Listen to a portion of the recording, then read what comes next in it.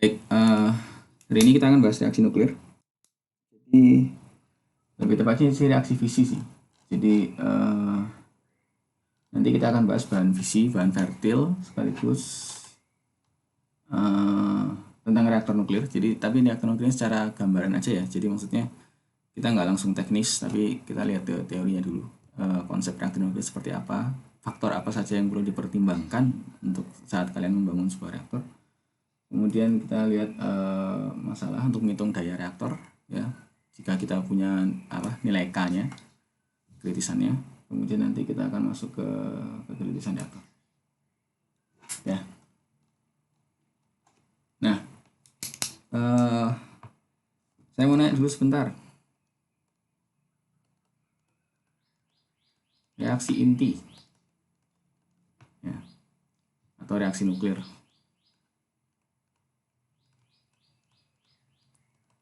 Dengan reaksi kimia. Bedanya apa?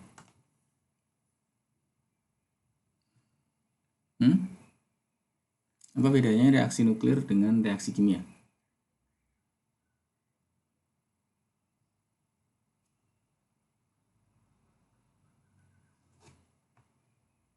Ayo. What is the difference? Ya, Pak. Kenapa? Kalau reaksi inti yang bereaksi nukleusnya. Kalau reaksi kimia, elektron-elektron orbital ya, Pak.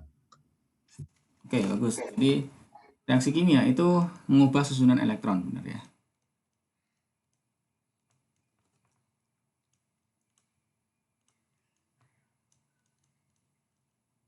Ya, jadi reaksi kimia itu mengubah susunan elektron sedemikian sehingga mereka bisa berikatan segala macam. Itu kan sebenarnya konfigurasi elektron yang berubah, ya. Nah, sedangkan kalau reaksi inti itu mengubah susunan Nukleus. inti, Susunan ya, atau nukleonnya ya. Nukleon sebenarnya, susunan inti bukan susunan inti, susunan nukleon sih. Ya. Nah, artinya apa? Di dalam intinya itu kan ada nukleon tuh ada proton dan neutron. Nah, itu susunannya berubah, ya. Entah dia berubah misalkan dari proton menjadi neutron, dari neutron menjadi proton yang memancarkan radiasi beta seperti yang saya bahas sebelum UTS ya, atau dia melepaskan si proton dan neutronnya itu melepaskan proton, dia melepaskan inti hidrogen ya. Kalau melepaskan proton dan neutron, dia melepaskan inti helium ya, melepaskan 2 proton dan 2 neutron ya, melepaskan inti helium. Nah, itu kan dia radiasi alfa ya. Atau dia bisa memancarkan radiasi cahaya ya. Biasanya kalau misalkan ada radiasi beta atau radiasi alfa, dia ada radiasi gamma. Jadi bukan nukleonnya berubah jumlahnya, tetapi energinya berubah dari yang tereksitasi menjadi tidak tereksitasi. Seperti itu ya. Jadi yang berubah itu di dalam intinya, ya, bukan di luarnya. Kalau selama ini reaksi kimia itu intinya tidak berubah. Jadi artinya apa? Artinya kalau misalkan kalian mereaksikan emas ya, nanti hasilnya ada emasnya pasti. Cuma dia emas berserta berikatan dengan siapa gitu, karbon misalkan, terus ini emas berikatan dengan katakanlah oksigen kayak gitu ya, oksida ya. Jadi intinya itu tidak berubah, emasnya tidak berubah, hanya kalian memasang-masangkan dengan inti lain ya. Nah, tapi kalau misalkan reaksi inti, loh ya intinya itu di dalamnya berubah. Jadi kalau misalkan awalnya emas bisa jadi bukan emas lagi, gitu ya, berubah ya. Awalnya uranium bisa jadi thorium ya, awalnya plutonium bisa jadi uranium ya, bisa jadi neptunium seperti itu ya. Jadi dekat-dekat ya, jadi intinya berubah. Nah, selain perbedaan dari perubahan struktur yang berubah, apalagi yang membedakan reaksi inti dengan reaksi kimia, ada yang tahu?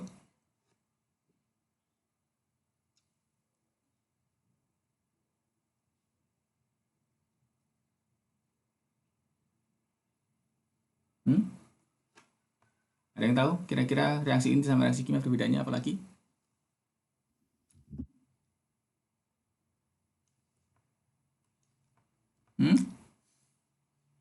Energi yang dibutuhkan ya, atau gini lah, jangan ini. Jadi ini butuh energi kecil, ya. Lebih kecil ya, Pak? Lebih kecil, energi yang dibutuhkan untuk mereaksi kimia itu lebih kecil daripada inti, ya. Nah, itu sekitar ordenya itu elektron volt ini. Ordenya itu elektron volt, ya. Ya, jadi kira beberapa elektron volt untuk kalian melepaskan elektron atau mengubah susunan elektron itu. Ya, bergantung dari tingkat kedalamannya juga, ya. Semakin dalam semakin besar energi yang dibutuhkan. Tetapi biasanya ordenya ya puluhan elektron volt. Ya, elektron volt ordenya. Nah, tetapi kalau misalkan reaksi inti ini butuh energi besar. Ordenya berapa? Ada yang tahu? Mega elektron volt, Pak. Mega elektron volt, ya. Jadi kira-kira 1 juta kali lebih besar daripada reaksi kimia, ya. Itu energinya lebih besar, ya. Jadi panas yang dibutuhkan untuk kalian mereaksikan reaksi nuklir, ya, dengan mereaksikan reaksi biasa itu beda jauh, ya. Kalau reaksi biasa paling hangat, ya. Biasanya kalau ada terjadi reaksi kimia itu kan ada hangat nih berubah. Reaksi eksotermis kalau kalian tahu, ya. Nah, tetapi kalau misalkan reaksi itu dipanaskan sedikit biasanya, ya. Tapi kalau misalkan reaksi nuklir suhunya itu tinggi, ya. Butuh suhu yang sangat tinggi. Dan itu core-nya itu kalau misalkan hasilnya itu nggak akan bisa kalian pegang dengan tangan, pasti langsung meleleh, ya. Karena sangat panas. Ya. Jadi butuh energi sangat besar, ya. Dan itu juga direpresentasikan dari hasilnya. Ini hasil energinya. Hasil energinya itu kecil, ya. Nah, ini contohnya itu ya kayak batu bara gitu, ya. Batu bara itu menggunakan reaksi kimia, ya. Hidrokarbon dilepaskan, bensin kayak gitu ya, minyak bumi semua, ya, gas, ya, itu bahan bakar semua itu menggunakan reaksi kimia, ya. Jadi hidrokarbon yang kalian bakar itu dia tidak berubah menjadi karbon atau hidrogen atau gimana, ya. Tidak juga berubah, intinya tidak berubah, tetapi susunannya berubah. Jadi dari ikatan yang panjang jadi ikatan lebih kecil, itu kan melepaskan energi tuh, dilepas jadi CO2 plus H2O gitu kan, ya. Dari reaksi kalau reaksi sempurna, kalau reaksi tidak sempurna kan jadi CO, itu kan karbon monoksida yang biasanya kalian lihat di polusi. Nah, itu kan dari rantai yang panjang terus diubah dari rantai kecil, nah itu energi dilepaskan, ya, seperti itu. Artinya dari ikatan elektron dilepaskan, ya, dipecah terus akhirnya jadi energi, ya. Itu hasil energinya tapi kecil, ya. Ordenya ya sekitar segitu, ya. Nah, ini hasil energinya besar, ya. Ya. Besar itu bisa sampai jutaan kalinya untuk massa dari bahan bakar yang sama, ya. Artinya 1 kilogram, katakan ini kasarannya, ya, saya nggak pernah ngitung soalnya saya nggak pernah ngitung, tapi kalau misalkan ordenya kalian lihat aja, ya, ordenya itu mega elektron 1 elektron volt. Jadi 1 kilogram misalkan uranium, ya, dan 1 kilogram batu bara, ya, energinya itu pasti jutaan kali lipat lebih besar untuk 1 kilogram uranium itu, ya. Ya, kenapa? Karena di dalamnya itu ada beberapa inti, jumlah intinya sama nih 1 kilogram nih biasanya, jumlah molnya sama, tetapi satu intinya melepaskan energi 1 juta kalinya satu molekul yang di dalam batu bara itu, ya. Sehingga ordenya itu jutaan kali lipat lebih besar. Jadi high energy density namanya. Jadi densitas energinya besar. Namanya high density. Artinya dalam satu padatan itu energi yang bisa dikeluarkan potensinya itu sangat besar, ya, dibandingkan reaksi kimia biasa. Makanya orang banyak beralih ke sini, ya. Energi the future, ya. Dan bukan masalah dia renewable atau tidak, ya. Masalahnya itu kalian cuma butuh sedikit gitu. Makanya pertama kalau butuh sedikit otomatis itu nggak banyak yang dikeluarkan untuk energi yang cukup besar, ya. Beda dengan batu bara itu butuh banyak, bisa tontonan, ya, untuk sekali di reaktor itu 1 hari gitu, ya. Nah, uranium paling berapa gram gitu bisa untuk berapa bulan. Nah, itu density energinya sedikit. Jadi kita itu ngambil dari alam itu sedikit, nggak banyak. Kedua, limbahnya juga sedikit, walaupun limbahnya berbahaya, ya. Saya nggak bilang limbahnya aman. Limbahnya reaktor nuklir itu sangat berbahaya, ya. Tapi limbahnya itu sedikit, ya, sedikit, jadi cuma padat gitu ya, nggak banyak limbahnya ya, cuma memang sangat berbahaya, jadi harus disimpan dalam tanah. Nah, sedangkan kalau misalkan batu bara ya, atau minyak bumi yang lain, itu karena yang dibutuhkan banyak, otomatis limbahnya ya banyak ya, jelas ya, bisa jutaan kali lipat ya limbah yang dibutuhkan untuk yang dihasilkan dari pembakaran itu. Jadi karena limbahnya sedikit, bahan bakarnya sedikit, ya, itu kan jadi termasuk di dalam renewable ya. Artinya replenish dari alam itu nggak lebih cepat daripada pemakaian kita. Sebenarnya bergantung sih, saya nggak pernah ngitung juga ya masalahnya. Ya, tapi intinya reaktor nuklir itu lebih cepat ya, ini. Nah, reaksi nuklir itu juga ada dua sebenarnya ya. Kalian pasti sudah tahu ini reaksi fisi dan reaksi fusi. Ya. Nah ini ordernya lebih besar lagi ini, atau sekitar 3 elektron volt ya, saya lupa. Atau lebih kayaknya. Saya lupa ordernya berapa ya. Ini ordernya mega elektron volt. Nah, ini reaksinya lebih besar lagi ya. Lebih besar lagi. Reaksi fisi itu adalah reaksi pemecahan. Jadi dari satu inti menjadi dua inti yang berbeda, kecil ya. Nah, kalau reaksi fusi dari dua inti kecil menjadi satu inti besar. Ya, seperti itu. Nah, reaksi fusi yang terjadi itu di matahari. Nah, ini energinya itu jauh lebih besar ya. Tetapi masalahnya adalah energi yang dihasilkan besar, tetapi kita juga butuh energi yang lebih besar lagi ya. Otomatis kita nggak bisa semudah itu memancing reaksi fusi dibandingkan reaksi fisi. Makanya reaktor-reaktor yang ada sekarang komersial itu semuanya reaksi fisi. Reaksi fusi hanya merupakan eksperimen. Sudah ada reaktornya, cuma reaktor dari eksperimental ya, belum bisa untuk dipakai komersial karena suhunya sangat tinggi. Jadi material apapun meleleh kalau mau dibuat sebagai kontainer. Jadi mereka nanti pakai bahan magnet. Oke, itu sekedar pengantar ya. Nah, sekarang kita bahas dulu reaksi fisi.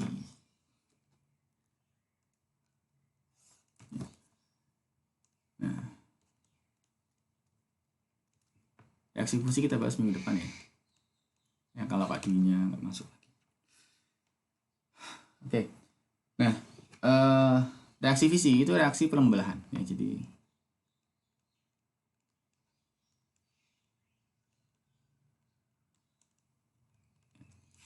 Jadi artinya biasanya kalau dalam reaksi fisi, ya ini kok fusi saya bilang. Fisi. Ya. Nah, biasanya dalam reaksi fisi itu ada satu nukleon kayak gini, satu inti ya. Nah, ini ada namanya generator atau pembangkit ya. Generator atau pembangkit. Nah, tugasnya apa? Tugasnya itu adalah memicu reaksi fisi ya. Nah, jadi kalau misalnya ini udah nabrak, nanti ini akan menjadi sebuah inti yang tidak stabil. Jadi sebuah inti yang tidak stabil. Ya. Ini inti tidak stabil. Ya. Jadi dia bersatu dulu di sini. Jadi ini nukleonnya tadi, nukleonnya masuk ya. Jadi inti tidak stabil. Nah, kemudian dia akan membelah. Jadi karena dia sangat tidak stabil, ya, dia langsung membelah jadi dua. Nah, biasanya ini dua inti yang berbeda. Jadi membelah. Ini reaksi fisi, ya. Jadi bukan ditembak terus pecah gitu, enggak, tapi ditembak, dia diserap dulu neutronnya. Nah, kemudian dia menjadi tidak stabil, ya. Karena dia tidak stabil, maka dia langsung membelah, mecah, jadi mengalami fisi. Ya, itu adalah reaksi fisi. Nah, biasanya di dalam reaktor nuklir itu reaksi fisi yang terjadi itu adalah reaksi uranium 235. Jadi biasanya dalam reaktor ya.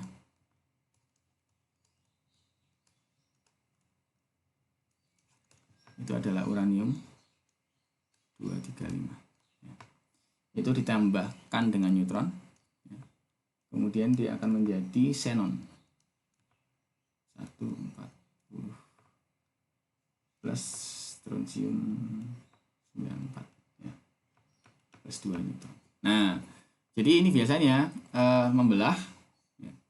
Terus ini ada neutronnya. Ada neutron satu, ada neutron. Ya. Jadi satu reaksi menghasilkan 2 neutron ya. Nah, karena satu reaksi 2 neutron, nanti neutron ini akan langsung memicu reaksi yang lainnya ya. Nah, jadi memicu dan akhirnya memicu reaksi lainnya, akhirnya jadi reaksi berantai. Nah, yang kita inginkan dalam reaktor itu reaksi berantai itu ya. Tetapi masalahnya gini, satu neutron menghasilkan 2 neutron. Nanti 2 neutron menghasilkan 4 neutron. 4 neutron menghasilkan 8 ya. 8 menghasilkan 16, 16 menghasilkan 32. Otomatis reaksi yang terjadi makin lama makin banyak, makin besar ya. Nah, kalau semakin besar reaksinya, semakin banyak yang terjadi dalam per detiknya. Ini reaksi sepersekian detik ya, sangat kecil itu ya. Jadi nanti reaksinya akan menjadi tidak terkontrol ya. Kalau reaksinya tidak terkontrol, maka dia akan menjadi yang namanya bom nuklir ya. Jadi bom nuklir itu terjadi saat reaksi fisi berantai itu terjadi dengan tidak terkontrol ya. Jadi kalau misalnya kita biarkan seperti ini, kita tembakkan langsung neutron terus kita biarin aja ya, dia dan reaksinya terjadi ya, dia akan menjadi bom nuklir ya. Sehingga biasanya kalau di dalam reaktor itu namanya kita pakai yang namanya moderator, kita pakai yang namanya batang kendali ya. Moderator itu untuk nanti untuk neutron yang memperlambat neutron ya. Jadi kita pakai namanya batang kendali. Batang kendali itu gunanya untuk apa? Untuk menyerap neutron yang ada sedemikian sehingga satu neutron, satu reaksi itu hanya menghasilkan 1 neutron ya, sehingga 1 neutron menembak lagi menghasilkan 1 neutron ya. Satunya itu diserap biasanya. Jadi nanti ini kalau di dalam reaktor ya, ini 1 diserap, yang ini bereaksi lagi. Nah, perbandingan antara neutron setelah reaksi ini, setelah hasil reaksi ini, dan neutron sebelum reaksi, itu yang namanya kita sebut sebagai nilai K atau kekritisan. Ya. Kalau lebih besar daripada 1, makanya namanya superkritis. Ya. Kalau superkritis terus-menerus, maka daya akan terus-menerus naik sampai dia tidak terkendali. Ya. Kalau misalkan di bawah 1, ya, artinya kadang menghasilkan neutron, kadang nggak menghasilkan neutron. Ini kan reaksi kan berlangsung banyak di banyak tempat ya. Ada yang menghasilkan, ada yang enggak. Berarti kadang menghasilkan 1, kadang menghasilkan 0. Nah, itu kan di bawah 1 rata-ratanya.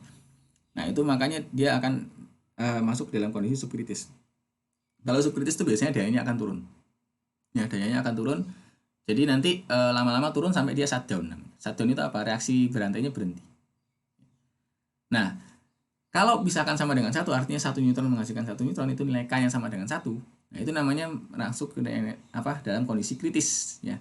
Nah, kondisi kritis itu adalah yang kita inginkan biasanya di dalam reaktor. Ya. Jadi reaksinya berlangsung terus-menerus, tetapi dayanya konstan. Ya, dayanya konstan di situ. Nah, reaktor nuklir itu biasanya dirancang sedemikian sehingga dia itu akan ada dalam kondisi superkritis pada itunya. Superkritis, jadi lebih, ya dayanya akan terus naik. Nah, kemudian nanti kita masukkan batang kendali, ya. Jadi kita atur batang kendali sedemikian sehingga dia masuk nilai K-nya sama dengan 1. Jadi pada defaultnya tanpa batang kendali, dia reaktor nuklir itu dirancang dalam kondisi superkritis. Artinya dayanya akan terus naik tanpa ada batang kendali. Nah, kemudian kita masukkan batang kendali, kita kontrol demikian sehingga nanti nilai K-nya sama dengan 1 dan dayanya konstan. Ya. Oke, itu nanti kita bahas lebih jauh di dalam reaktornya seperti apa. Tetapi kita lihat dulu reaksinya. Ya. Ini reaksi uranium 235 ditembakkan oleh neutron. Ya. Uranium 235 di dalam alam itu sedikit ya teman-teman ya. Jadi dia itu cuma sekitar saya lupa 0,7% dari uranium alam. Ya, biasanya itu yang banyak itu 99,3% itu biasanya uranium 238 ya. Nah, ini tidak bisa bereaksi dengan neutron ya. Jadi dia kalau misalkan direaksikan dengan neutron, dia akan berubah menjadi plutonium 239. Jadi dia bahan fertil tapi bukan bahan fisil ya. Jadi dia tidak mengalami reaksi bom fisi, tetapi dia akan menjadi inti lain yang namanya plutonium 239 ya. Nah, biasanya kalau misalkan kita di dalam reaktor kalau cuma 0,7% itu nggak cukup ya.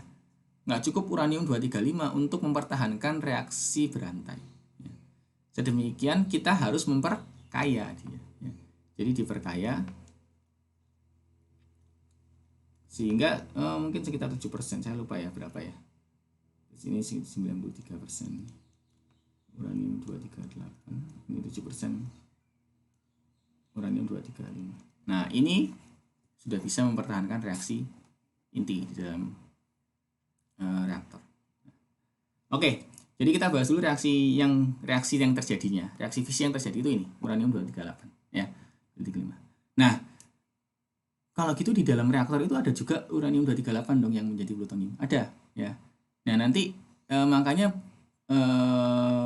sisa dari reaktor nuklir atau limbahnya itu bisa diproses ulang sebenarnya, diprocessing. Ya, jadi siklusnya itu bukan putus gitu, tapi siklusnya itu jadi satu. Jadi hasil limbahnya diprocessing lagi menjadi bahan bakar. Karena plutonium ini merupakan bahan fisil. Jadi bisa langsung mengalami reaksi nuklir, reaksi fisi. Ya. Jadi ini bisa diproses ulang, dipisah plutoniumnya untuk nanti kita pakai lagi sebagai bahan bakar. Ya. Nah, tetapi kalau misalkan di Indonesia kita tidak bisa melakukan itu, ya seperti yang dikatakan Pak Dwi kemarin. Ya, melakukan ini kita juga nggak boleh. Ya. Ini Indonesia nggak boleh. Indonesia nggak boleh. Apalagi reprocessing ini juga nggak boleh Indonesia. Ya. Karena kita negara berkembang. Kita lihat ikut di dalam IAEA, kita tidak boleh melakukan pengayaan uranium ataupun pengolahan ulang bahan bakar yang sudah dipakai. Ya. Jadi bahan bakar nanti kalau misalkan kita punya reaktor nuklir di masa depan, ya, bahan bakar kita yang sudah jadi limbah itu harus dikirim lagi ke negara yang bisa negara asalnya. Biasanya kita beli dari, misalkan kita beli dari Rusia gitu ya, kita kirim lagi ke Rusia. Nanti mereka yang melakukan reprocessing, terus nanti dijual lagi sebagai bahan bakar reaktor nuklir yang lain. Ya. Jadi makanya perkembangan reaktor nuklir di Indonesia itu sangat terbatas sekali, ya. Karena kita terbatas oleh aturan, ya, aturan dari IAEA sekaligus aturan dari pemerintah kita sendiri, ya. Kita nggak boleh mengembangkan reaktor nuklir sendiri, ya.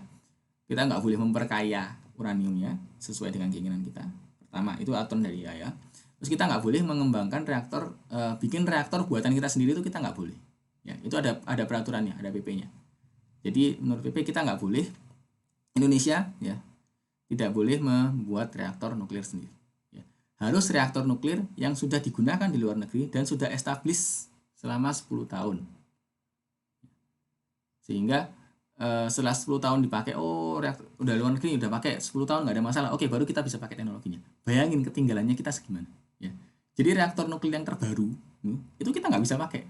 Setelah 10 tahun dipakai, baru kita bisa gunakan sebagai reaktor nuklir di Indonesia. Ya. Jadi sudah kita nggak boleh memproses bahan bakarnya, kita nggak boleh memproses limbahnya, ya. Kita nggak boleh mengembangkan reaktor sendiri, ya. Ya.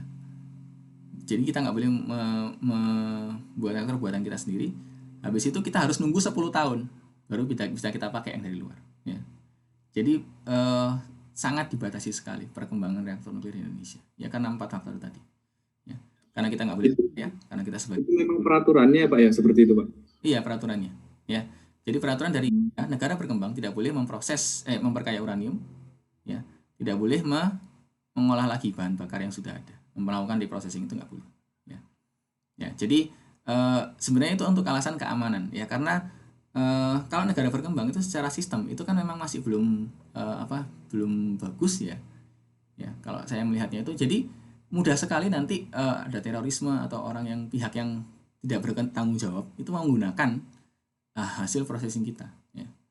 Seperti itu. Jadi itu untuk menjaga juga security dari negaranya supaya aman. Terus yang kedua tadi itu untuk masalah peraturan kita sendiri, ya. Kalau kalian tahu sebenarnya itu pemimpin negara kita itu kebanyakan tuh punya tambang batu bara, teman-teman.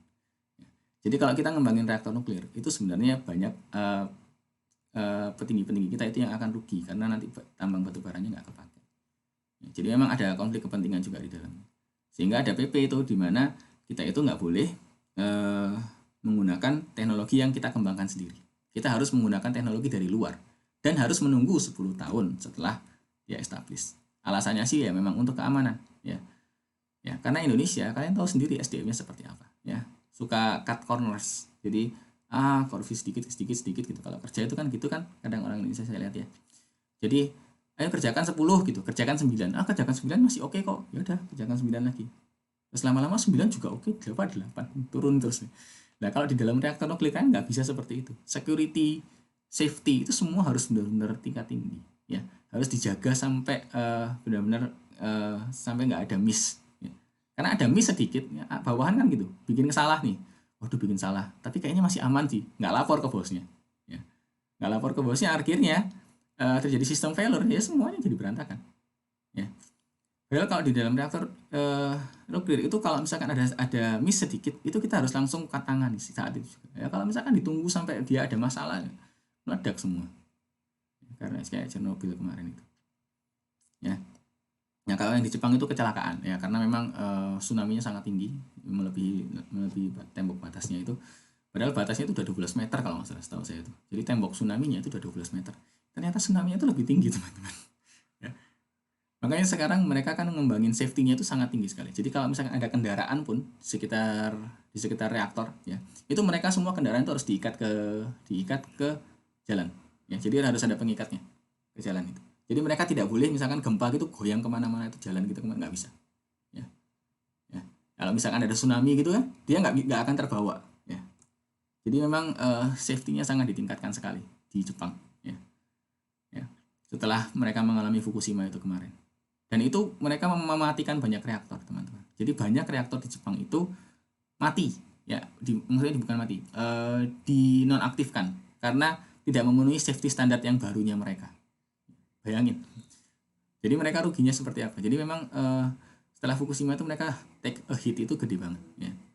Jadi itu setelah itu mereka reevaluasi safety-nya harus ditingkatkan lebih lagi dari safety yang mereka sekarang. Padahal itu bukan kesalahan mereka sebenarnya. Itu kan kesalahan bencana alam kan. Tapi safety-nya ditingkatkan lebih lagi sedemikian sehingga itu banyak reaktor di Jepang itu yang saat itu beroperasi tidak memenuhi standarnya lagi karena standarnya dinaikkan. Akhirnya mau nggak mau harus ditutup banyak reaktor itu. Gitu. Kalau nggak salah sih waktu setelah Fukushima itu setelah safety itu kalau nggak salah cuma 3 reaktor yang memenuhi, yang lainnya itu harus itu. Setahu saya lupa. Waktu itu memang saya ikut konferensinya di Kalimantan itu waktu itu yang ada orang Jepang langsung datang cerita tentang aftermath dari Fukushima itu. Nah, jadi dia cerita kalau misalkan habis bencana Fukushima itu mereka itu yaitu meningkatkan safety, ya, sedemikian sehingga diceritakan beberapa faktor safety-nya seperti tadi contohnya kendaraan tadi, dan mereka juga ngomong ini langsung mereka ngasih tahu reaktor yang dari sekian banyak reaktor itu hanya sebagian kecil aja yang memenuhi standar barunya, sehingga mau nggak mau yang lain itu harus mati, harus di shutdown atau di revisi ulang, diperbaiki lagi sistemnya baru bisa berjalan lagi. Gitu. Ya. Oke. Itu sedikit tentang reaktor. Nah, kita balik ke reaksi dulu. kita jadi lupa ini. Nah, kita balik ke reaksi dulu. Ini reaksi uranium 235 ditembakkan oleh neutron, ya, sehingga dia menjadi xenon dan strontium, ya. Nah, xenon dan strontium ini tidak stabil juga, teman-teman, ya. Jadi xenon ini akan mengalami peluruhan, ya. Ya, jadi meluruh memancarkan radiasi beta. Ya, jadi kalau kita lihat reaksi xenonnya, jadi kalian lihat xenon ini nanti akan sampai akhirnya dia menjadi saya lupa C itu apa ya? Bentar ya.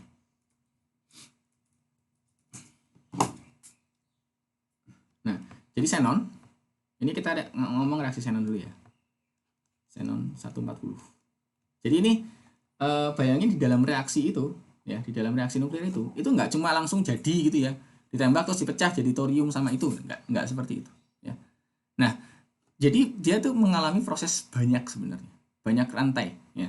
Jadi pertama itu uranium 235 ditembakkan jadi oleh neutron, dia menjadi uranium 236 dulu, ya, yang sangat tidak stabil, sangat volatil.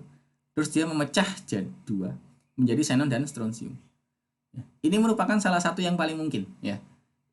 Saya nggak bilang semuanya akan jadi xenon dan strontium, ya. Pecahnya itu bisa macam-macam, teman-teman, ya.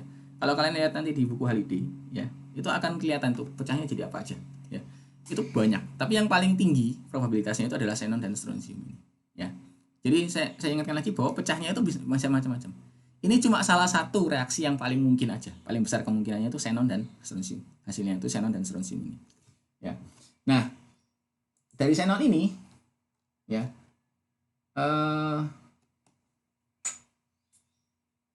bentar. Ya. Jadi dari xenon ini dia akan mengalami peluruhan ya, karena dia xenonnya sangat tidak stabil. Dia akan menjadi cesium dulu. Cesium 140 ya. Dan menghasilkan elektron plus neutron ya. Plus neutrino. Cesium ini juga tidak stabil, dia meluruh lagi ya. Jadi ini xenon jadi cesium ini 14 detik. 14 detik ya. 14 detik. Jadi xenon selama 14 detik terus dia mengalami akan berubah menjadi cesium ya. Sebagian waktu paruh ya ini ya. Oh, ini waktu paruhnya ya. Waktu paruh ya. Jadi sebagian xenon masih ada. Nah, makanya kalau misalkan kalian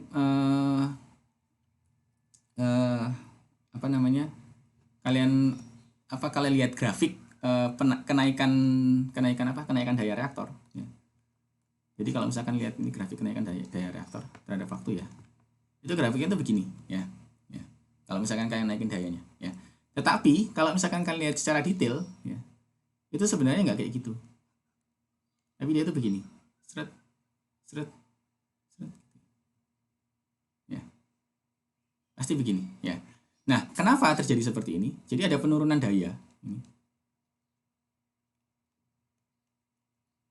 Ya. Kenapa? Karena penurunan daya itu ada akibat adanya xenon ini sebenarnya. Ya. Jadi karena uranium itu menghasilkan xenon, ya. Xenonnya selama 14 detik itu bertahan waktu paruhnya, ya. Ada banyak di sana. Nah, selama dia di sana sebelum 14 detik itu dia itu nanti xenon itu dia itu mengurangi daya dari reaktor, ya. Saya lupa menyerap neutron kalau nggak salah, ya. Menyerap neutron. Jadi sehingga dia itu daya dari reaktornya itu berkurang, ya. Nah, tapi pada waktu tertentu xenonnya habis. Nah, dayanya naik lagi, ya. Sehingga nanti ini karena xenon. Nah, ini karena xenon ini. Dia turun, ya. Jadi reaktor naik, dayanya kita naikkan. Nah, waktu dinaikkan reaktor, otomatis xenonnya makin banyak, ya. Xenon makin banyak, ya. Nah, kemudian karena xenon makin banyak, dayanya turun dikit, ya, dip, ya. Habis itu xenonnya meluruh lagi, xenonnya kan meluruh jadi cesium. Nah, habis itu naik lagi dia. Nah, waktu dia naik lagi, otomatis xenon yang diproduksi banyak lagi. Nah, waktu banyak xenon lagi, turun lagi dayanya, ya. Turun lagi dayanya, habis itu naik lagi, ya. Terus seperti itu sampai dia mencapai daya yang kita inginkan. Jadi kalau kalian lihat nanti daya dari reaktor terhadap waktu, kalian akan lihat grafiknya itu nggak mulus, tapi kayak tangga gitu, kayak gerigi. Ya. Nah, itu karena produksi xenon itu tadi. Ya. Karena xenon ini menyerap neutron, saya menyerap neutron, saya lupa. Pokoknya xenon ini mengurangi daya dari reaktor. Ya. Nah, kemudian ini cesium, ya ini 40 ya, akan meluruh lagi menjadi barium. 40 dan meluruh menghasilkan elektron dan neutrino. Ini ada selama 64 detik. Waktu paruhnya 64 detik. Ya, dari barium ini juga nggak stabil teman-teman. Ya, ini juga meluruh lagi. Ya, bayangin kalau misalkan kalian ngitung jumlah reaksinya itu nanti konstanta lambdanya itu ada banyak. Ini ada 4, jadi ada 4 konstanta lambda. Satu dalam. Ya, kita pernah ngitung sampai 2 kan? 2 aja udah lumayan ribet. Grafiknya kan yang seperti ini kan. Ingat ya, shoot gitu ya. Yang grafiknya seperti ini. Shoot. Ya. Bayangin kalau misalnya ada banyak seperti ini. Ya. Ini kalian nggak akan saya minta itu. Ya. Nah, ini barium ini akan menjadi lantanium, ya.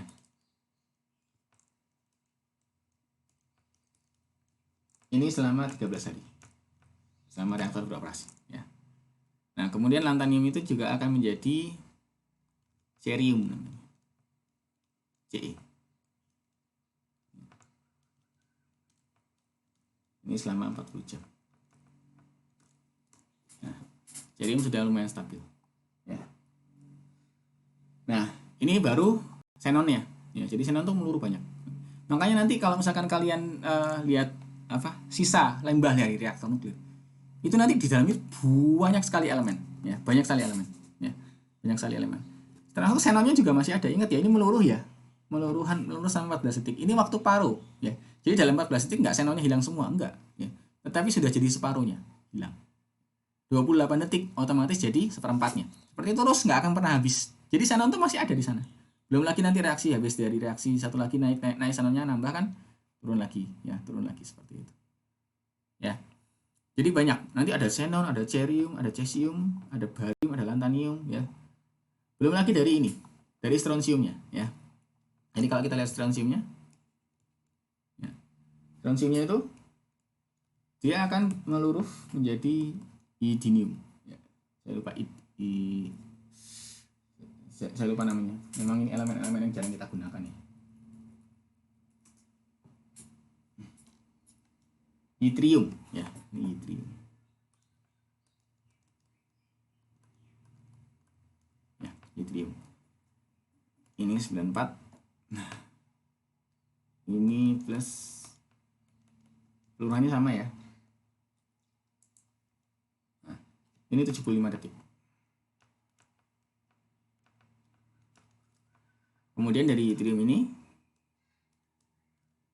itu akan menjadi ZR, zirconium ya. Nah ini selama 19 menit. Jadi bayangin dalam reaksi ini cuma salah satu kemungkinan aja. Ya. Salah satu kemungkinannya udah melurus sebanyak ini dan menghasilkan sebanyak ini elemen ya, ya elemen sebanyak ini ya. Dan ini itu sebenarnya banyak teman-teman. Jadi dia itu memecahnya itu nggak cuma jadi xenon dan strontium, jadi banyak macam-macam ya. Dan itu nanti masing-masing itu juga nggak stabil, terus nanti melurus jadi elemen. Jadi banyak elemen nanti. Karena akan ada sekian banyak elemen di sana, campur-campur jadi satu. Ya. Tapi mereka tidak bereaksi ya. Ya. Jadi tidak bereaksi kimia, ya. Hanya bereaksi inti aja. Ya, karena dia dalam bentuk padatan. Oke. Nah ini salah satu contoh yang terjadi dalam satu reaktor nuklir. Kalau misalkan kalian menembakkan uranium-235 dengan neutron ya. Nah ini okay. Nah sekarang kita akan bahas bahan fusel dan bahan fisil.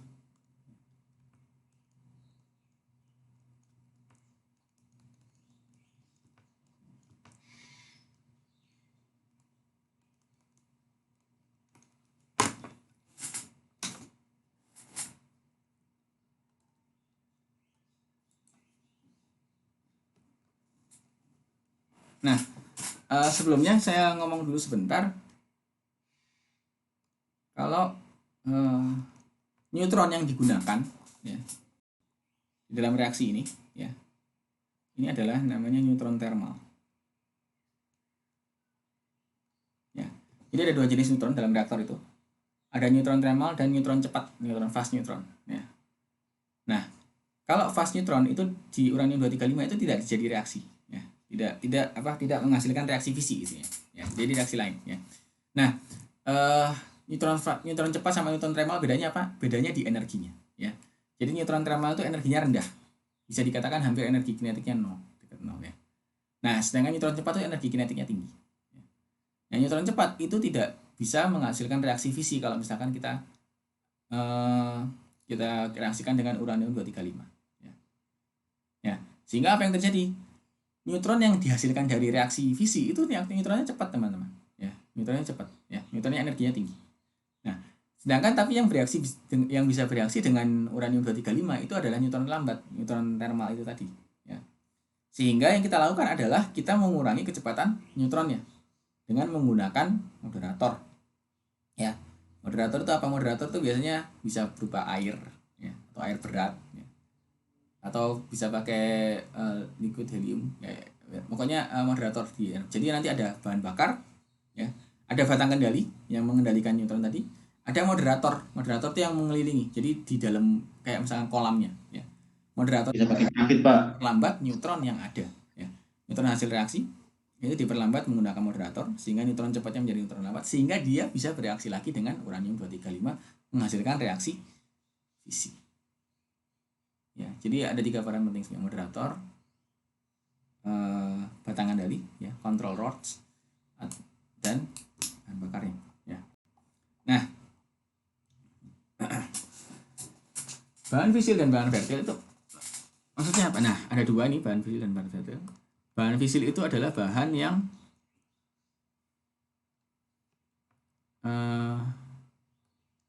bisa membelah saat ditembakkan neutron. Ya, itu bahan fisil. Ya. Nah,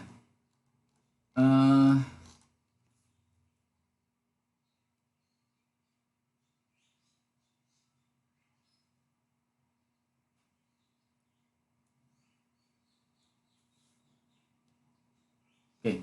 Nah, kalau bahan vertil itu tidak langsung bereaksi ya, tidak dapat bereaksi, tidak menghasilkan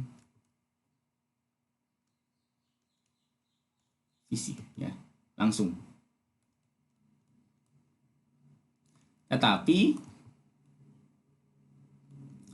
bisa dibuat menjadi bahan fisil. Ya. Nah, jadi saya kasih contoh ya. Jadi bahan fisil itu ada dua biasanya. Biasanya kita itu uranium 235 dan plutonium 239. Ya. Nah, contoh bahan vertil contoh bahan vertil itu adalah ini, uranium 238.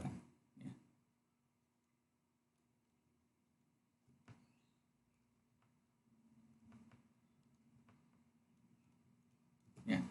Jadi bahan fisil itu ada dua biasanya kita gunakan, uranium 235 dan plutonium 239. Ya. Nah, uranium 238 itu nggak bisa kita reaksikan, dia nggak bisa menjadi bahan fisil ya. Nggak bisa, bukan bahan fisil, artinya kalau ditembakkan neutron dia tidak terjadi reaksi inti ya. Tetapi reaksi peluruhan ya. Saya kasih contoh. Nah, tetapi dia bisa menjadi bahan fisil ya. Makanya kita sebut bahan vertil. Bahan vertil itu bahan yang bisa diubah menjadi bahan fisil melalui reaksi inti ya. Saya kasih contoh ini. Jadi uranium 238 ya. Uranium 238.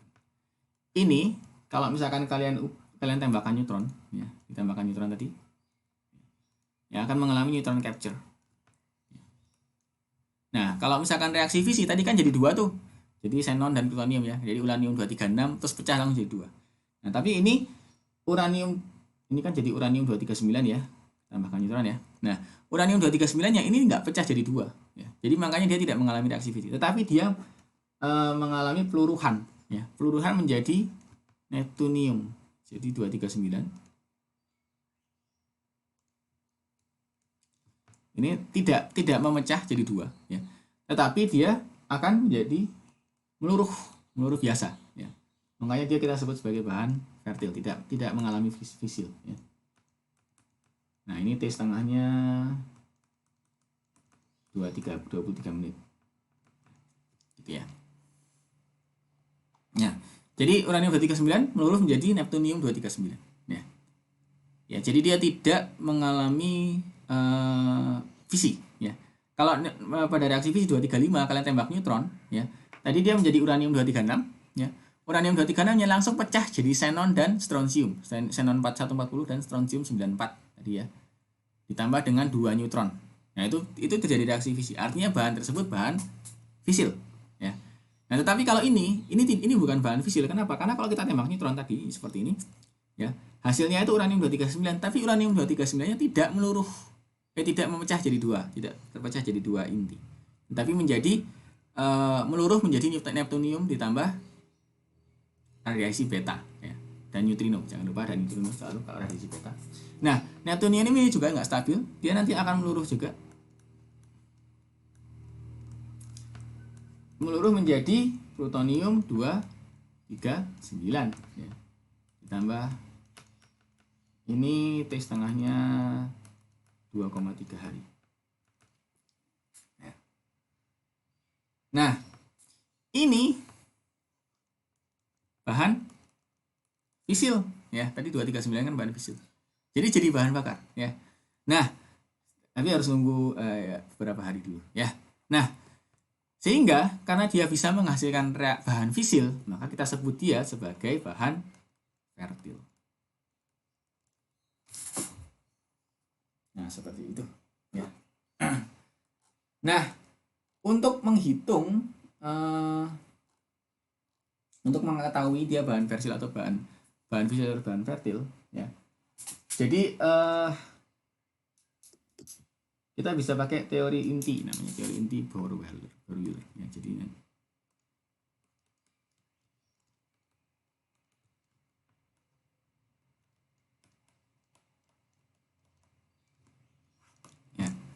Nah, teori inti Bohr-Wheeler itu seperti apa?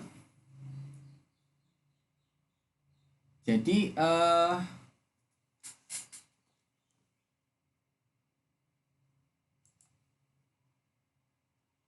bayangin, ingat ya kemarin sumur potensial di mekanika kuantum ya.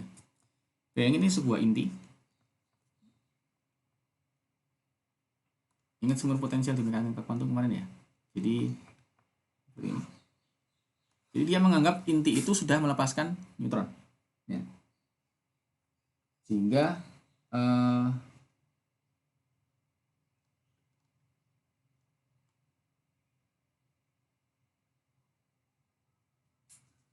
jadi bayangin inti itu sebelum membelah ya. Nah, jadi ini kan tadi uranium, misalkan uranium 235 ya. Itu menjadi ditambah neutron kan.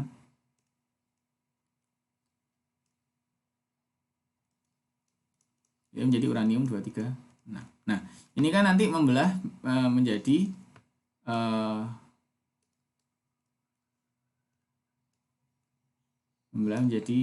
xenon 140 plus strontium 94 ya, plus 2 neutron ya. Oke. Jadi bayangin dalam uranium, teorinya itu seperti ini. Jadi dalam uranium 236 itu sudah ada neutron di sini. Ini kan neutron ini ya.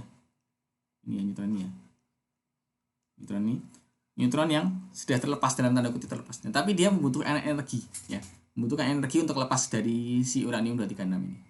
Nah, jumlah energi yang dibutuhkan itu adalah energi neutronnya. Jadi ini energi untuk lepas. Ini ada energi lepas. Sedangkan di inti ini itu mempunyai namanya potensial penghalang, namanya energi binding energy ya. Jadi mengikat neutron. Kalau neutron ini nggak bisa keluar, otomatis dia tidak bisa mengalami reaksi fisi ya. Jadi nanti kita lihat perbandingan antara energi N ya, neutronnya, dengan energi bindingnya ya. Jadi bayangin nanti kayak sumur potensial aja. Jadi begini. Nah, ini ya. Nah, ini itu nilai EB ya. Ya.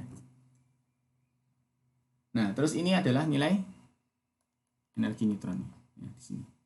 Ini bayangan ada neutron di sini. Nah, ini mengalami. Nah, energi neutron nggak harus lebih besar dari EB ya. Karena dia bisa langsung kayak gini melalui tunneling. Ya. Seperti itu ya. Dia bisa tunneling seperti ini. Tapi semakin energinya dekat dengan EB, semakin energi dekat dengan energi bindingnya ya, maka dia akan semakin mudah untuk keluar. Ya. Otomatis waktu paruhnya juga beda, akan lebih tinggi. Ya. Nah, sebagai contoh, kita coba hitung untuk uranium 235. Ya. Jadi uranium 235, kita mau tahu dia beneran nggak bahan fisil. Ya. Ditambah neutron menjadi uranium 236. Ya. Nah, kita tahu uranium 235 itu masanya adalah 235,4392. Ya. Oke, nah biasanya gini, dia itu fisil jika energi N neutronnya ya, itu lebih besar daripada EB. Jelas ya, baru bisa keluar sebenarnya. Walaupun sebenarnya lebih kecil bisa, tapi kita melihat bahan fisil itu kalau misalkan dia energi neutron itu lebih besar ya. Nah, Maka nanti kita bisa hitung energi neutronnya. Nah, ini EB-nya ditentukan dihitung menggunakan teori tadi. Ya, kita nggak akan hitung. Ya. Tetapi kalau misalkan, cuma nanti kalian akan diketahui di soal ya. Nah, ini di sini untuk uranium 235 itu EB-nya, binding energinya. Uranium 236 ya. Itu EB-nya itu sama dengan 5,2 mega elektron volt. Ya. 5,2 mega elektron volt energi bindingnya. Ya. Ya. Nah, energi bindingnya harus 5,2 elektron. Ini untuk uranium 235 ya. Maka kita bisa hitung. Kita coba lihat energi yang dihasilkan dengan energi neutronnya dengan energi binding ya. Jadi neutron ini masanya itu adalah sekitar 1,00866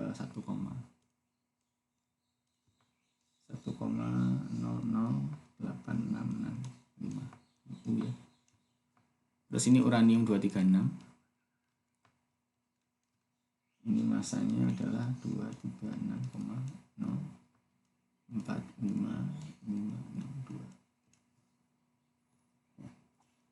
Nah, untuk mencari EN gimana? Ya, EN itu sama dengan Q, teman-teman. Ingat ya yang kemarin kita ngitung ya. EN itu sama dengan Q reaksi. Kayak reaksi inti, ya. Jadi, nilainya sama dengan min delta MC kuadrat, ya. Atau sama dengan massa awal dikurangi massa akhir dikali C kuadrat, ya. Berapa nilai C kuadratnya? Mudah, kita tinggal hitung ya. Massa akhirnya kan ini. Massa awalnya kan uranium 235 plus neutron ya. Jadi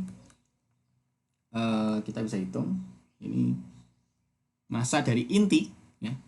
Uranium 235 ditambah massa neutron min massa dari inti uranium 236 ya. Ya. Nah, ini harus hati-hati. Kita sekarang coba lihat bahwa ini kita adalah massa intinya. Ini saya sama dengan ini. Jadi ini massa inti ya, massa inti. Sedangkan massa yang diketahui di sini ini massa atomnya. Ini ingat ya, ini massa atom. Massa atom. Bukan inti ya, ini juga massa atom. Makanya ini beda. Ini saya kasih nggak saya kasih garis, ini kasih garis ya. Sehingga kalau misalnya kita mau hitung massa intinya, ya, massa intinya, ya, maka kita harus mengurangkan dengan massa elektron, ya. Sehingga uranium 235, massa uranium 235 itu adalah massa uranium 235, massa atom dari uranium 235 dikurangi 92 massa elektron, ya. Itu ya. 92 dari mana? Dari nomor atomnya. Nomor atom kan jumlah proton ya. Jumlah proton kan tetap untuk setiap itu. Nah, dari jumlah atomnya, jumlah protonnya nanti karena dia netral otomatis jumlah proton sama dengan jumlah elektron. Jadi jumlah elektronnya sama dengan jumlah proton, sama dengan nomor atomnya 92. Ya. Oke. Ditambah massa neutron ya. Dikurangi dengan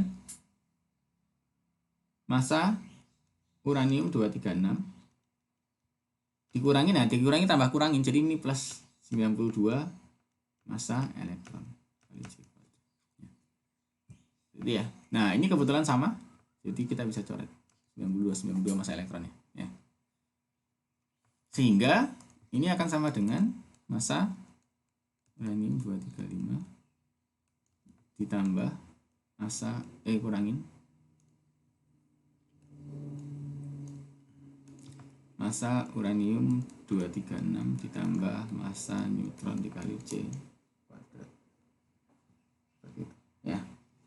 Nah, ini akan sama dengan jadi 235043922 dikurangi dengan 236,045562 tambah dengan 1,0866 00 ya. Sorry. 0,0865 ya. Dikali C kuadratnya untuk elektron volt ya itu sama dengan 931,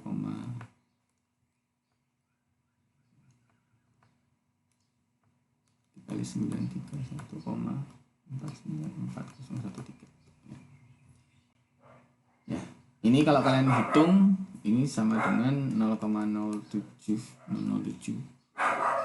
025 dikali 931,49401, ya, sama dengan energinya 6,5 mega elektron volt. Ya. Nah, sekarang kita bandingkan dengan banding energi tadi. Jadi banding energinya untuk uranium 235 itu 5,2 mega elektron volt. Ya. Ya. Jadi karena dia 5,2, otomatis energi N itu lebih besar daripada banding energi 6,5. Ini 5,2. Ya. Sehingga ini bahan fisil. Ya. Karena reaksi fisil dapat terjadi.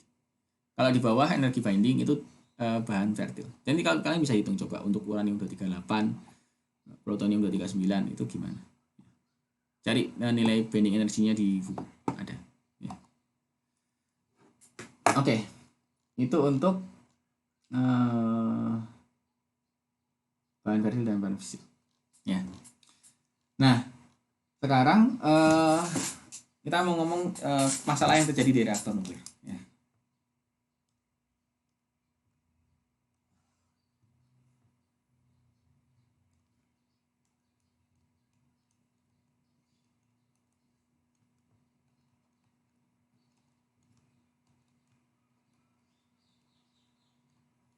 Jadi faktor apa saja yang harus kita perhitungkan saat kita membangun sebuah reaktor? Ya. Yang pertama,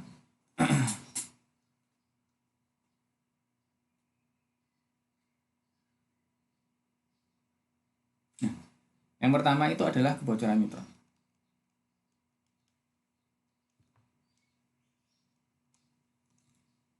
Ya. Nah, kebocoran neutron itu kayak gimana? Ya, mudah sekali. Jadi kebocoran neutron itu kayak gini. Jadi dalam sebuah teras ya, ini terjadi reaksi gitu ya. Ini terjadi neutron, pas gitu ya. Ini neutron lagi. Nah ini neutron ini lepas keluar ya, keluar dari dinding, ini bocor namanya. Ya. Nah, ini sebenarnya sesuatu hal yang kita tidak bisa hindari dari dinding reaktor ya. Kalau misalkan neutronnya lepas, otomatis kan jumlah neutron yang digunakan dalam reaksi berkurang ya. Kalau berkurang otomatis daya turun ya. Jadi misalnya kondisi kritis tidak dapat dijaga. Nah, ini gimana caranya untuk mengatasinya? Ya nggak bisa, sebenarnya nggak bisa kita atasi karena memang neutron pasti bocor keluar ya. Tapi kita bisa membuatnya sedemikian sehingga dia itu neutron yang bocor itu berkurang ya. Gimana caranya? Kita memperbesar teras. Ya, kalau terasnya kecil, ini ya kecil ya, otomatis luas permukaannya itu gede dibandingkan dengan isinya, ya. Tetapi kalau terasnya besar, gitu ya, otomatis isinya segini, tapi luas permukaannya juga lebih kecil dibandingkan itu, ya. Sehingga neutron yang keluar lebih kecil. Ya. Jadi memperbesar teras itu bisa mengatasi kebocoran neutron, ya. Jadi neutron yang bocor itu bisa diatasi dengan kalau misalnya terasnya itu gede. Makanya teras reaktor itu biasanya besar, ya. Dibuat besar terus dia dibuat bukan kotak tetapi dibuat agak silinder gitu ya, untuk memperkecil luas permukaan sebenarnya. Ya. Sedemikian sehingga neutron yang bocor keluar itu lebih kecil, itu aja. Itu ada untuk mengatasi kebocoran neutron. Nah, masalah yang kedua adalah neutron cepat.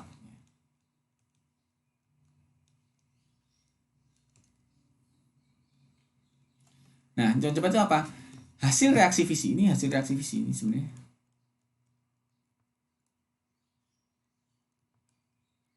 Nah, hasil reaksi fisi itu merupakan neutron cepat sebenarnya, ya. Ini energinya 2 mega elektron volt sekitar gitu ya. Nah, neutron cepat ini nggak efektif untuk memicu reaksi inti, ya. Jadi tidak bisa berjalan dengan baik, ya. Yang paling gampang untuk memicu reaksi itu adalah reaksi neutron thermal. Nah, supaya neutronnya jadi thermal, saya sudah ngomong tadi di awal. Jadi ini menggunakan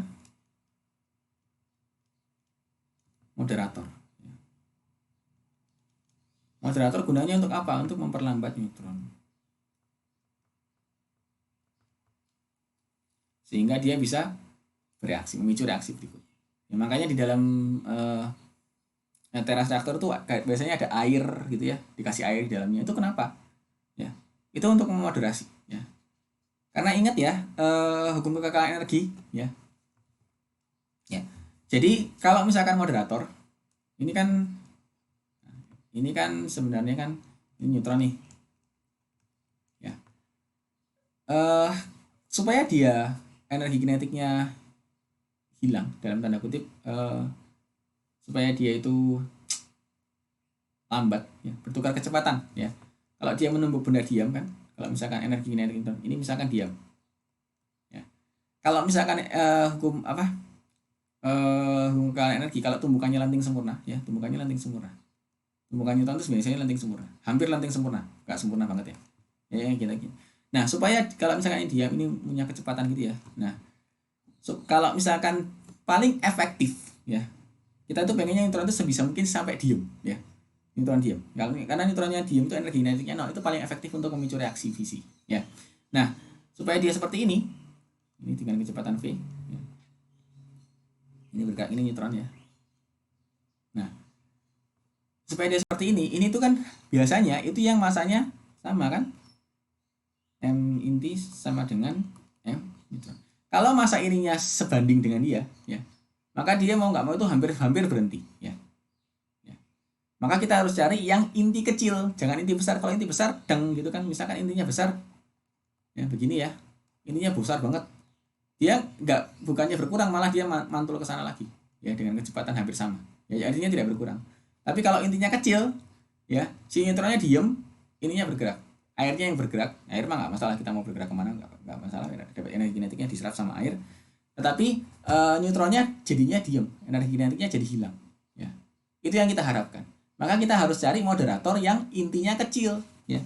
Kenapa? Karena intinya kecil, otomatis dia akan sebanding dengan neutronnya. Makanya kita pilih air. Kenapa? Air itu mengandung H2O. H2O itu adalah hidrogen dan oksigen. Nah, atom hidrogen itu kan terdiri atas satu proton, toh ya. Satu proton itu sama satu neutron, ya. Itu kan masanya hampir sama. Kalau masanya hampir sama, tumbukan lanting sempurnanya akan memindahkan seluruh energi, hampir seluruhnya energi neutronnya ke proton ini tadi, ke air tadi, ya. Sehingga neutronnya kita bisa perlambat. Makanya yang digunakan sebagai moderator itu biasanya adalah inti ringan, ya. Jadi air, deuterium itu juga inti ringan, ya. Lithium. Jadi nggak pernah pakai inti berat kayak pakai raksa gitu, nggak mungkin, ya. Malah tidak menghasilkan tidak menghasilkan neutron lambat, tapi malah neutronnya jadi tetap cepat gitu, ya. Ya walaupun berkurang tapi berkurang sedikit aja energi kinetik. Jadi gunakan moderator. Moderator itu yang inti ringan, ya. Kenapa inti ringan? Itu akan membuat tumbukannya itu lenting sempurna. Tumbukan lenting sempurnanya itu akan menukar kecepatan. Biasanya kalau misalkan tumbukan lenting sempurna massa yang sama, ya, itu kan hanya bertukar kecepatan. Satunya diam, satunya berkecepatan v. Numbuk, yang menumbuk ini jadi diam, yang ini jadi berkecepatan v. Seperti itu kalau tumbukan lenting sempurna, kalau massanya sama. Jadi kita cari yang massanya sebanding. Makanya kita pakai air sebagai moderator. Karena dia pasti bisa memperlambat neutron tadi. Neutron sama proton bertumbukan, ya, otomatis protonnya yang jadi bergerak nih, airnya jadi cepat, ya, energinya jadi energi cepat dari air. Tetapi neutronnya tetap lambat, ya, jadi lambat. Itu untuk masalah kedua, neutron cepat, ya. Nah, yang ketiga itu adalah penangkapan neutron, ya.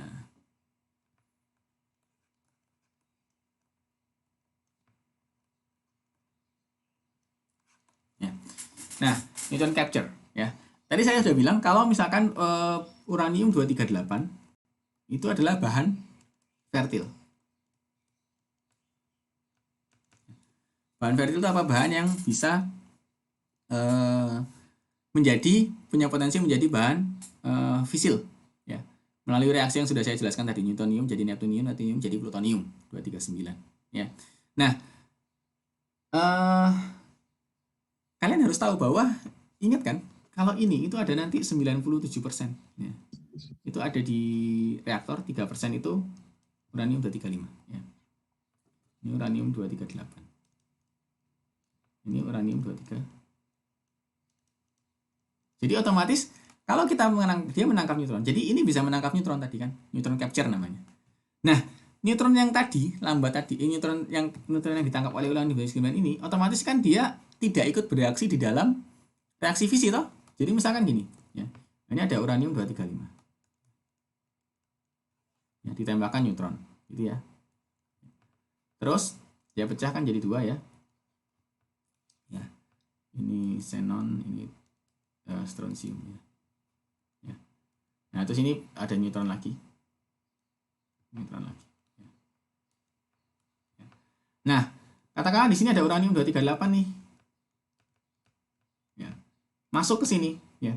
Ini nanti otomatis jadi plutonium 239, ya. Nah, ini misalkan masuk reaksi fisi uranium 235. Ya.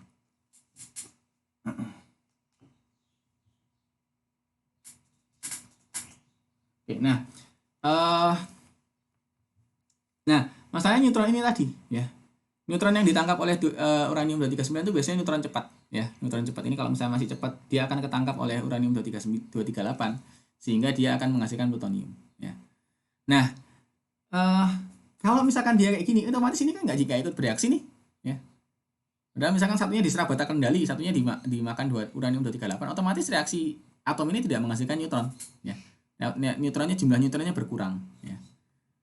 Nah, gimana caranya mengatasinya, ya? Kita pisahkan, ya. Jadi kita kasih waktu untuk neutron ini mengalami moderasi dulu. Makanya biasanya dipisahkan antara letak bahan bakar uranium dengan moderator, ya. Jadi agak dikasih jarak, ya, supaya nanti dia mengalami moderasi sehingga dia nggak akan ketangkap ini, tetapi dia akan langsung ketangkap oleh uranium 235, ya, di moderasi neutronnya. Jadi agak dipisahkan tempat menghasilkan uranium 235-nya dengan moderatornya dipisah sedikit, ya. Sehingga nanti ada jarak, sehingga dia ada moderator, kemudian nanti dia tidak terangkap oleh 238 tetapi jadi 235, bereaksi dengan 235, jadi neutron lambat.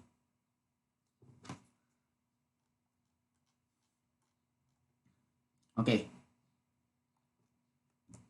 Nah, kemudian saya mau jelaskan satu lagi tentang daya reaktor, ya.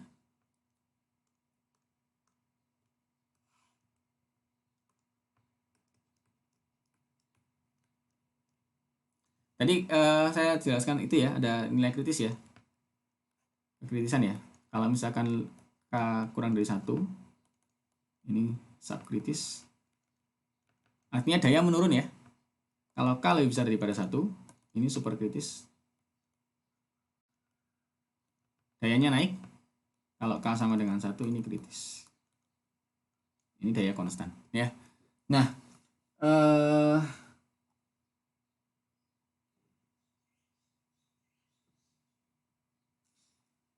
di dalam reaktor itu ada yang namanya waktu pembangkitan. Jadi neutron generation time, ya.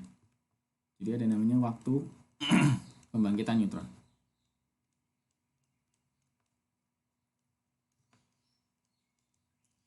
Waktu pembangkitan neutron itu apa? Waktu dari misalkan neutron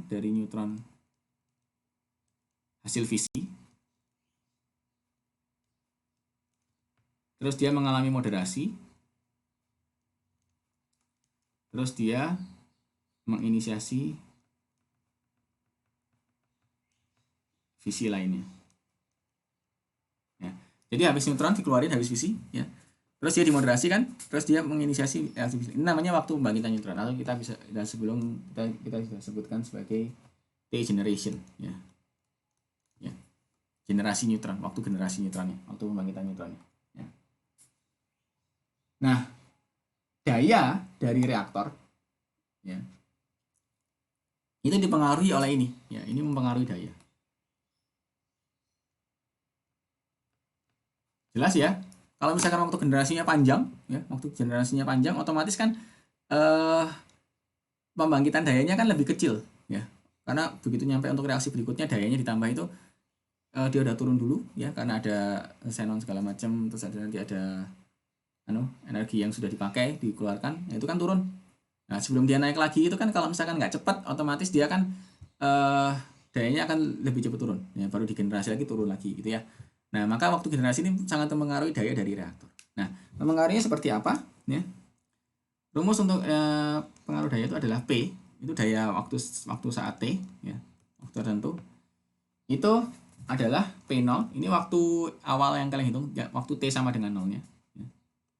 Ini T sama dengan 0 di awal. Dikali K, K itu adalah faktor kritis tadi, ya. Dipangkatkan T per T generasi. Jadi kalau misalkan waktunya yang kalian hitung, selang waktu yang kalian hitung adalah selang waktu sama dengan waktu generasi, otomatis dia dayanya naik sebesar faktor K. Ya. Ya. Kalau K-nya lebih besar 1, maka otomatis dayanya naik sedemikian sehingga dia akan lebih besar dari 1. Maka daya dia akan lebih besar daripada V0.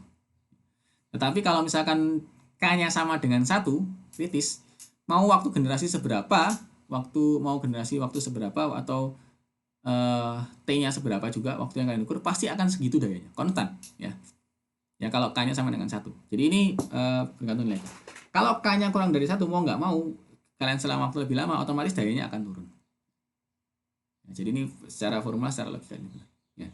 Jadi ini adalah daya awal faktor K dengan waktu yang kalian ukur, ya. Dan ini waktu generasinya, kalian akan dapatkan daya daripada selang waktu T berikutnya.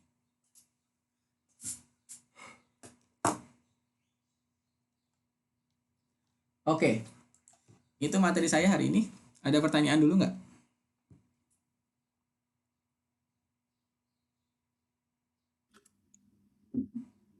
Pak, ini tadi ada rekaman ulangnya tidak ya? Ada rekaman ulang. Kenapa kalian tidur, Po? Oh. Enggak, Pak. Pak, si Mumtaz nanya di kolom chat, Pak. Oke, sebentar. Oke. Coba kita lihat kolom chat dulu ya.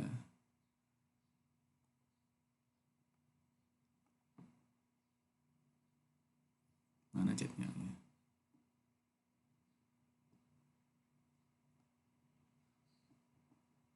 Menjadi negara maju di mata Amerika. Reaktor nuklir bisa nyala 24 jam terus-menerus atau waktu enggak, reaktor nuklir nyala terus bisa, ya. Reaktor nuklir itu biasanya dimatikan cuma waktu pengisian bahan bakar, ya. Untuk reaktor PLTN ya, kita ngomong PLTN ya. Kalau misalkan reaktor riset ya dinyalakan waktu butuh, ya. Nah, jumlah xenonnya itu kan nanti melurus sendiri kan, ya. Jadi makanya nanti dia turun, naik lagi, turun naik. Makanya grafiknya gitu. Tapi itu nggak masalah, ya. Karena nanti xenonnya kan meluruh, otomatis lama-lama berkurang, ya.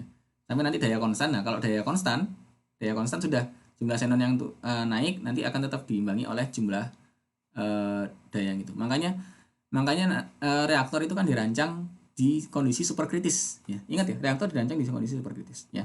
Jadi sedikit K-nya lebih dari 1. Kemudian nanti kita atur K-nya dengan menggunakan batang kendali sehingga dia K-nya sama dengan 1. Seperti itu.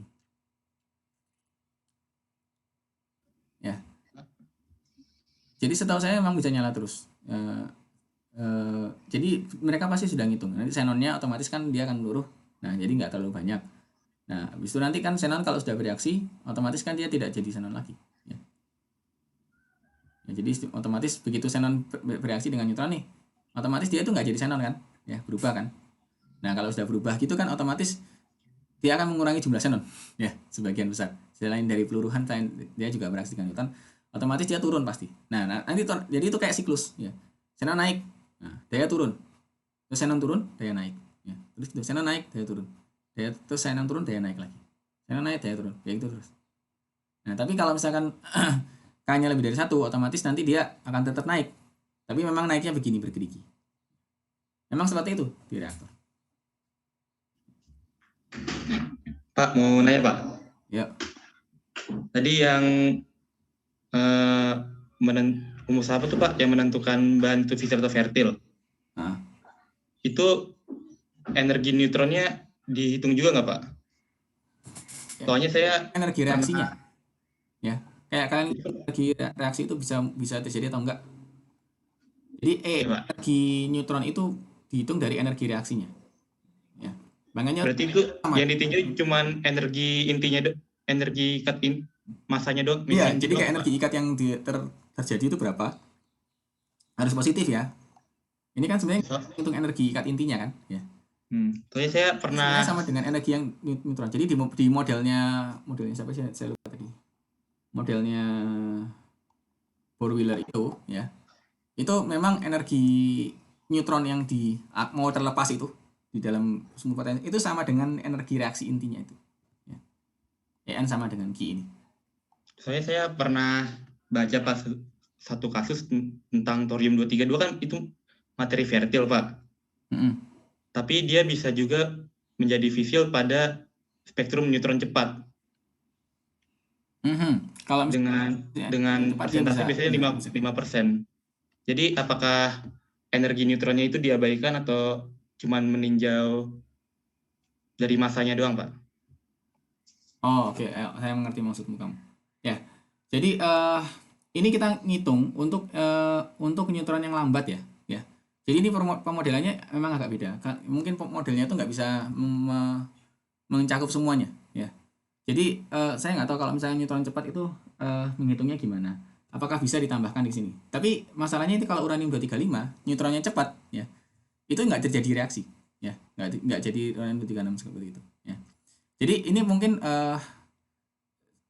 pemodelannya itu untuk neutron lambat aja, ya. Saya belum baca lagi yang untuk yang thorium 232, nanti coba saya cari ya. Thorium 233 seperti apa. Tapi memang neutron yang di sini ini neutron lambat yang kita hitung, ya. Bahan fisil, ya. Biasanya memang neutron lambat. Jadi makanya energi neutronnya itu kita anggap 0. Ini neutron lambat itu energi neutronnya 0. Makanya kita nggak masukkan ke dalam sini, ya. Nah, kalau kita masukkan, masalahnya itu modelnya jadi tidak berguna lagi. Kenapa? Karena kalau kita masukkan energinya bertambah, toh. Kalau energinya bertambah, otomatis dia tidak terjadi reaksi. Ya. Seperti itu. Oke? Nanti coba saya baca lagi mengenai teori ini, apakah dia bisa mencakup neutron cepat atau enggak. Tapi untuk saat ini saya nggak tahu apakah dia bisa mencakup untuk neutron cepat atau enggak. Nah, kalau mencakup neutron cepat, rumusnya dimasukin di mana energi neutronnya? Itu kan maksud kamu kan ya? Iya, Pak. Saya nggak tahu ini Mas Ian. Tapi untuk sementara ini untuk neutron lambat dulu ya. Jangan untuk neutron cepat. Oke, ada pertanyaan lagi?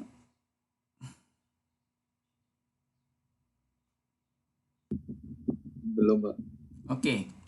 Kalau nggak ada, kita stop recordingnya hari sampai sini.